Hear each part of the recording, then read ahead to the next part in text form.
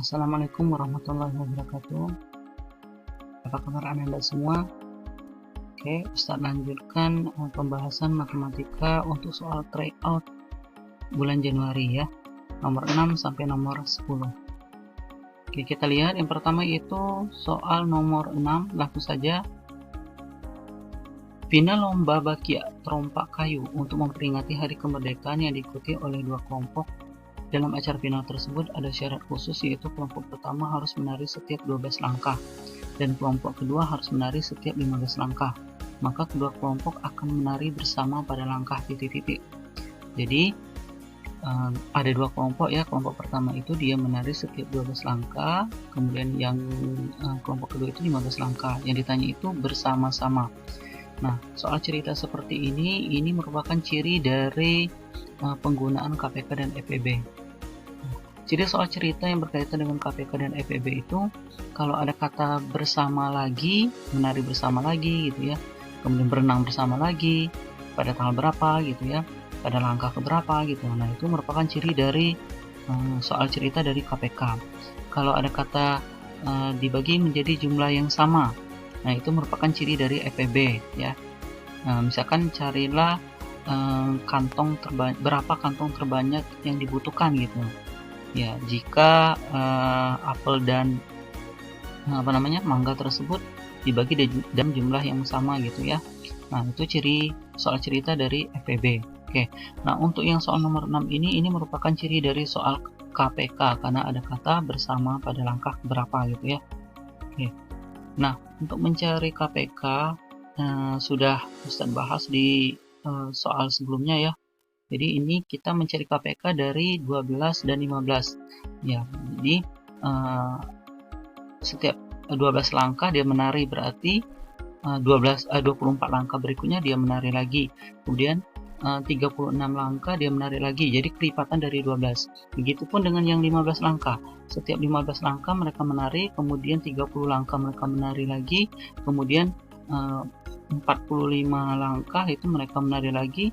Nah, itu nanti ada titik temunya di mana mereka akan menari bersama-sama pada langkah berapa gitu ya. Nah, ini penggunaan dari KPK dari 12 dan 15.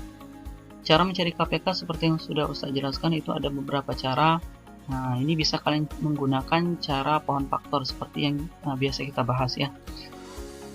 Dengan cara pohon faktor kita cari dulu faktorisasi prima dari 12. Menggunakan pohon faktor 12 ini kita bagi dengan bilangan prima terkecil dulu 2, bisa nggak? Bisa ya. 12 dibagi 2 itu 6. 6 itu masih bisa dibagi lagi dengan bilangan prima terkecil 2 ya. Hasilnya adalah 3. Nah, karena 3 ini sudah bilang prima maka sudah habis. Artinya faktorisasi prima dari 12 itu adalah 2 kali 2 kali 3 atau 2 pangkat 2 kali 3. Selanjutnya yang 15 bisa dibagi dengan bilangan prima terkecil 2, tidak ya, karena 15 ini adalah bilangan ganjil.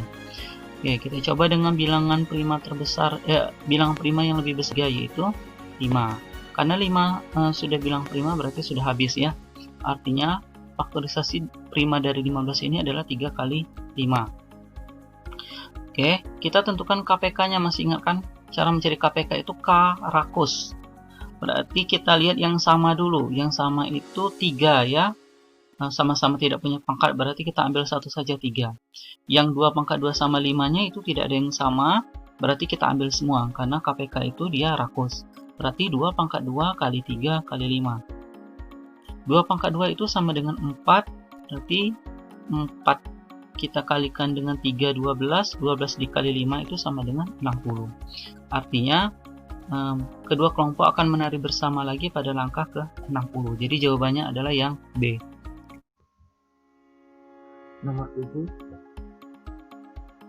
Urutan pecahan 7/4, 80%, 0,45, 1, 3/5 dari yang sebesar. Oke, kita lihat dulu ya. Kita tulis dulu semuanya.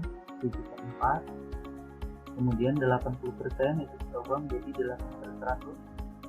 0,45 itu 45/100. Kenapa?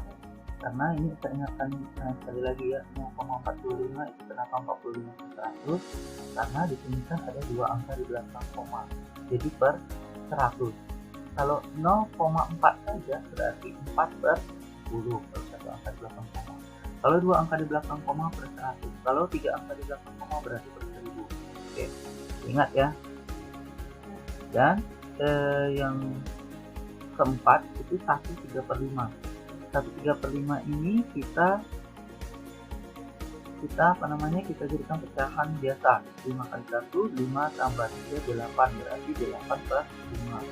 Ya, ingat ya caranya. Nah, ini kalau kita lihat, ini semuanya kan pecahannya berbeda, bentuknya berbeda.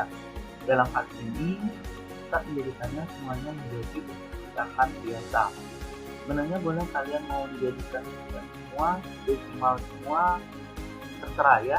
Nah, kalau kita ini dalam bentuk pecahan semua. Oke. Nah, kita lihat di sini hitungannya 7/4, di sini 8/100, 45/100, 8/5. Oke, ini sudah dalam bentuk pecahan semua, tapi penyebutnya masih berbeda. Jadi kita samakan dahulu penyebutnya. Karena di sini penyebutnya yang paling besar itu adalah 100, maka yang 7/4 sama 8/5-nya kita buang menjadi pecahan dengan berpenyebut 100 juga ya. Oke, kita mulai dari yang atas. 7/4. 4 ini bisa jadi 100 kali 25. Makanya 4 kali 25 itu 100 ya. Kalau yang bawah kali 25 berarti yang atasnya juga kita kalikan dengan 25. 7 kali 25 itu adalah 175. Selanjutnya yang 8/5, 5 itu jadi 100 dikali 20 ya. Oke. 5 kali 20 itu 100. Kalau yang bawah kali 20 berarti atasnya juga kita kalikan dengan 20. 8 kali 20 itu 160. Oke. Nah, sekarang sudah dalam bentuk pecahan berpenyebut 100 semua. Tinggal kita lihat urutkan mana yang paling besar ya. Karena di sini diminta dari yang besar. Oke. Yang paling besar itu adalah 175. Kita kembalikan lagi ke posisi semulanya. 175 per 100 itu adalah 7/4 ya. Berarti yang paling besar itu 7/4. Selanjutnya 160 per 100 yaitu 1/3/5. Selanjutnya 45 per 100 0,45, dan yang terakhir 8 per 100 80%. Oke. Jadi jawabannya adalah yang C. Jelas ya.